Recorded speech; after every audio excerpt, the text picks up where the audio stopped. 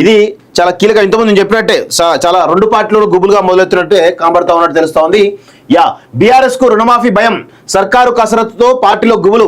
15 ఆగస్టుకు complete అయితే అన్నదాతలు దూరం, 10 ఏళ్లుగా మనల్ని కాపాడింది రైతులే అంటూ బీఆర్ఎస్ ప్రభుత్వం వాస్తవం కూడా గత 10 ఏళ్లుగా రైతులను అడ్డుపెట్టుకొని కేసీఆర్ రాజకీయం చేసిన చాలా స్పష్టంగా కనబడతా ఉంది. ఎందుకంటే రైతుల అకౌంట్లో రైతు బంధు ద్వారా అకౌంట్లో డబ్బులు వేసి ఈరోజు మేము వాళ్ళ జీవితాలు మార్చేసినాం అనేటువంటి ఒక విధానాన్ని తీసుకొని ఈరోజు పెద్ద ఎత్తున రైతుల పట్ల కేవలం ఒక ముసలి ప్రేమ నక్క ప్రేమ నటించినట్టుగా చాలా క్లియర్ గా తెలుస్తూ ఉంది.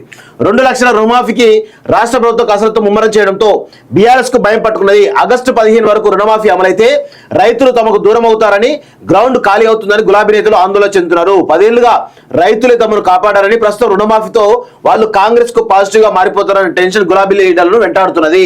జనంలోకి వెళ్లేందుకు అస్త్రమే దొరకదు.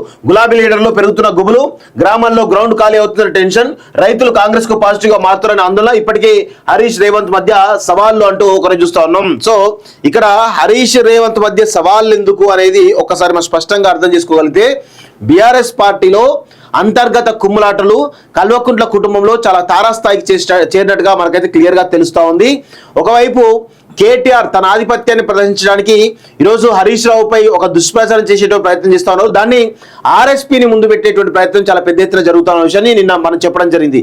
అదేవిధంగా హరీష్ రావు కూడా గత ఎన్నికల్లో బీఆర్ఎస్ పార్టీ చితికబడడం కారణము ఇది కేటీఆర్ అనేటువంటి దాంట్లో కేటీఆర్ వెంటనే దిగిపోవాలి, హరీష్ కు అస్తలయ్యాలి. దాంట్లో ఆయన వర్గం కూడా పెద్ద ఎత్తున ప్రచారం చేస్తున్నటువంటి సోషల్ మీడియాలో తారాస్థాయికి చేరుకుంటా ఉంది.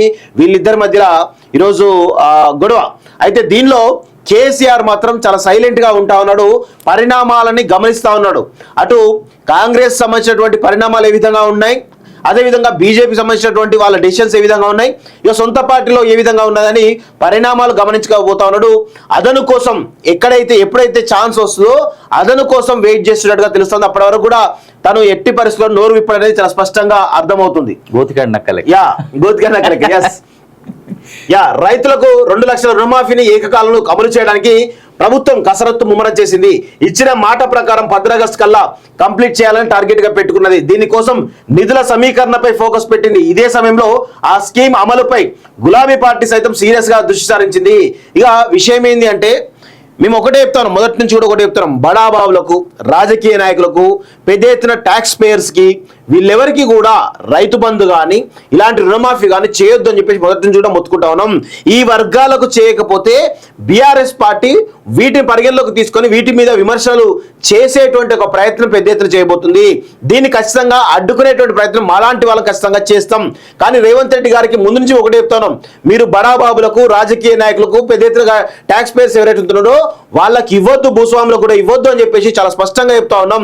ఒకవేళ మీరు ఇచ్చినట్లయితే విమర్శల పాలు కాక తప్పదు, మాలాంటి వాళ్ళ ఆగ్రహానికి గురి కాక తప్పదు అని చెప్పేసి కూడా ఇప్పటికే హెచ్చరికలు జారీ చేసినాం. ఒకవేళ హరీష్ రావుకో లేకపోతే ఇంకెవరికో బీఆర్ఎస్ అనుకో భయపడి మీరు పూర్తి స్థాయిలో చేస్తే కనుక ఇబ్బంది పడక తప్పదు. ఈరోజు ఒకవేళ మీరు ఈ లిమిటేషన్స్ దాంట్లో కనుక చేస్తే కొన్ని వేల కోట్ల రూపాయలు తెలంగాణ రాష్ట్రానికి ఆదాయం మిగిలే అవకాశం ఉంటుంది. సో దానివల్ల మీకు ఒరిగేది ఉండదు, చేసేది ఉండదు. నిజమైనటువంటి రైతులకు, పేద రైతులకు, నిజంగా పండించేటువంటి రైతులకు బెనిఫిట్ జరిగితే మేము కూడా సంతోషిస్తాం. అంతేగాని ఇష్టం వచ్చినట్టు భూస్వాములకు వాళ్ళకు వీళ్ళకు రుణమాఫీ చేస్తా అంటే మాత్రం కుదరదు. హరీష్ ఒకవేళ అలా చేయకుండా మీరు నిక్కచ్చిగా చేస్తే కనుక, లిమిటేషన్ చేస్తే కనుక హరీష్ రావు లాంటి వాళ్ళను ఈరోజు అమరవీరుల స్తూపం ముందు బట్టలిప్పి ఊరేగించే బాధ్యత మేము తీసుకుంటాం, వాస్తవంగా తీసుకుంటాం, అలా నో డౌట్. మీరు ఒకసారి అయితే చేసి చూడండి, తెలుస్తుంది కదా.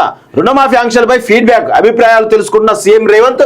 పిఎం కిసాన్ నిబంధనలు అమలు చేస్తే ఎలా ఉంటుంది, రైతులు ఎక్స్పర్ట్స్ నుంచి ఒపీనియన్స్, అసలైన రైతులకు సాయం చేయాలని సూచనలు, ఐటీ దాఖలు చేసిన చిన్న రైతులకు నష్టం లేకుండా జాగ్రత్తలు, రైతు భరోసాకు ఇదే వర్తింపజేయాలనేటువంటి యోచన అంటూ చూస్తా ఉన్నాం. నిజంగా కూడా ఐటీ కూడా ఎవరికి ఒక 5 లక్షలు 10 లక్షలు ఉన్న వాళ్ళకి పర్లేదు ఇచ్చేసాడు, ఇబ్బంది ఏమి లేదు. కానీ ఇబ్బడిగా 100 ఎకరాలు ఉన్నోనికి, 1000 ఎకరాలు ఉన్నోనికి, కోట్ల రూపాయల ఉన్నోనికి ఇస్తా అంటే మాత్రం కుదరదు అనే విషయాన్ని కూడా చాలా స్పష్టంగా గుర్తుపెట్టుకోవాల్సిన అవసరం ఉంది. సింపుల్ లాజిక్, 5 నుంచి మాక్సిమం 10 ఎకరాలు పెట్టుకుంటే లిమిటేషన్ ఎంత అయినా సేఫ్ గా ఉంటుంది. అది మన రాష్ట్ర మిగతా వాటికి అంటే రైతులు ఒక్కరే కాదు కదా, ఈ రాష్ట్రంలో అనేకమైన కార్మిక, కర్షక వర్గాలు, వ్యాపార వర్గాలు, కూలీలు అందరూ ఉన్నారు, అన్ని వర్గాల వాళ్ళు ఉన్నారు కదా. అన్ని వర్గాల వాళ్ళకు న్యాయం జరగాలి అంటే ఎక్కడైతే కఠిన నిబంధనలు రైతు రుణమాఫీ పైన కఠిన నిబంధనలు పెట్టుకోవడం చాలా అవసరం. ఈరోజు సెంట్రల్ లో ఉంది చాలా కఠిన నిబంధనలు, అలాంటి నిబంధనలు తీసుకోవాలి. ఏదో హరీష్ రావు కోసమో కేసీఆర్ కోసమో కేటీఆర్ విమర్శిస్తారనో వాళ్ళ కోసం చేస్తా అంటే కుదరదు. ఖచ్చితంగా మాలాంటి వాళ్ళకు క్వశ్చన్ చేసేటువంటి ఆస్కారాన్ని దయచేసి ఇవ్వకండి అని చెప్పి కోరుతాను. దీంట్లో ఇంకోటి ఉన్నది, ఇప్పుడు నిన్నటి దాకా రైతు బంధు అంటే ఇప్పుడు లెట్స్ సే ఇప్పుడు మీ దగ్గర ల్యాండ్ ఉందన్న, నేను కొన్నా అనుకోండి, అప్పటికి డాక్యుమెంట్స్ మారవుగా. అవును, ఇప్పటికే మార్చుకున్న వాళ్ళు చాలా మంది ఉన్నారు. అవును, నేనేం చేసిన సరే ఫోన్లే మా సీనియర్ దగ్గరనే కొన్నా కదా అని చెప్పేసి వదిలేసిన. కొన్నేళ్లుగా రైతు బంధు నీకు పడుతుంది, ఒరిజినల్ ఓనర్ నేనైనా, నాకు పడతలేదు.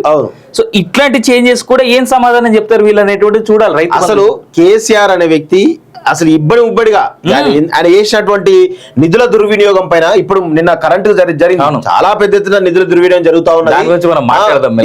దాని గురించి చాలా క్లియర్ గా మాట్లాడాలి. అదే కాదు, అసలు రైతు రుణమాఫీ గురించి మనం మాట్లాడితే ఇప్పటికే రేవంత్ సర్కార్ తీసుకొచ్చినటువంటి అప్పులు కట్టాల్సిన వడ్డీ నెత్తి మీద భయంకరమైనటువంటి భారం తయారైతుంది. నిన్న మనకు ఒకటి లిస్టు రావడం జరిగింది, ఎన్ని అప్పులు అంటే అదైతే చూపిస్తే నాకు తెలిసి జనాలకి ఇగో ఇది రాష్ట్ర ప్రభుత్వం రీసెంట్ గా ఎంత అప్పులు తీసుకున్నది, ఎంత వడ్డీలు కట్టింది. ఇగో డిసెంబర్ 20 అంటే వీళ్ళు ప్రభుత్వం వచ్చినప్పటి నుంచి ఆ 7 నెలల కాలంలో 25,118 అప్పులు తీసుకుంటే 38,040 కోట్లు 38,040 కోట్ల రూపాయల అప్పులను ఇంట్రెస్ట్, ఓన్లీ కేవలం ఇంట్రెస్ట్ మాత్రమే రీపే చేసింది.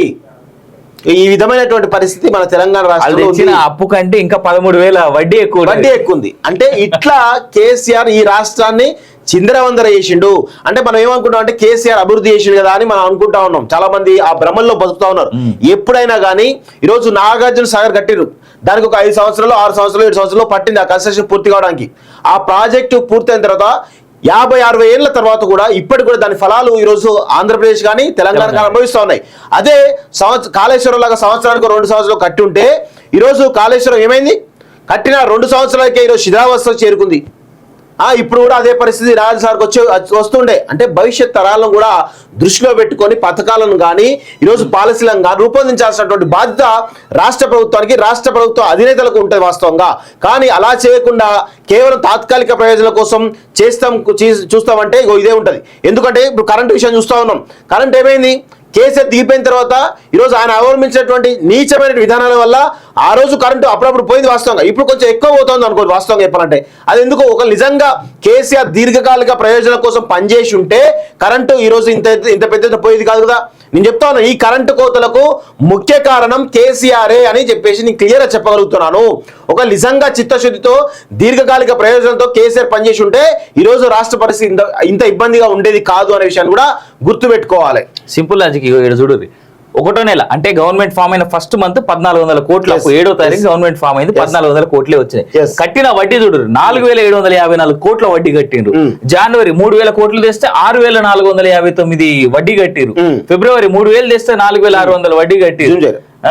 మార్చిల 7,718 కోట్లు తీసుకొస్తే 8,000 కోట్లు అప్పు చేసిరు. 8,458 కోట్లు, ఇంకో 42 కోట్లు కలిపితే ఇలా 8,500 కోట్లు. ఏప్రిల్ మళ్ళీ 4,000 కోట్లు, 4,000కి ఇంకా 450 కోట్లు కలిపి 4,450 కోట్ల వడ్డీ కట్టిరు. మే నెల 4,000 కోట్లు తీసుకొస్తే 7,487 కోట్లు. జూన్ నెల 2,000 కోట్లు తీసుకొస్తే 1,785 కోట్లు. అంటే 25,118 కోట్ల అప్పు తీసుకొస్తే 38,040 కోట్లు. ఇది కేవలం వడ్డీలే, మళ్ళీ ఇంట్రెస్ట్ అండ్ ప్రిన్సిపల్ 2 కలిపి. అంటే ఈడ మనం తెచ్చేటువంటి ఆదాయం అంటే తెచ్చుకునేటువంటి అప్పు కంటే కడుతున్నటువంటి అప్పు ప్లస్ వడ్డీ ఎక్కువ ఉన్నది. అంటే ఈ గట్టనేకి అప్పు తెస్తున్నట్టున్నది. ఇక మిగిలిన 13,000 కోట్లు ఏడా అడ్జస్ట్ చేసినా అన్న అనేది చూడాలి. అట్లా ఉంది పరిస్థితి. రుణమాఫీ పైన కొంచెం జాగ్రత్తగా ఒళ్ళు దగ్గర పెట్టుకొని చేయాలని చెప్పి మేము కోరుతా ఉన్నాం.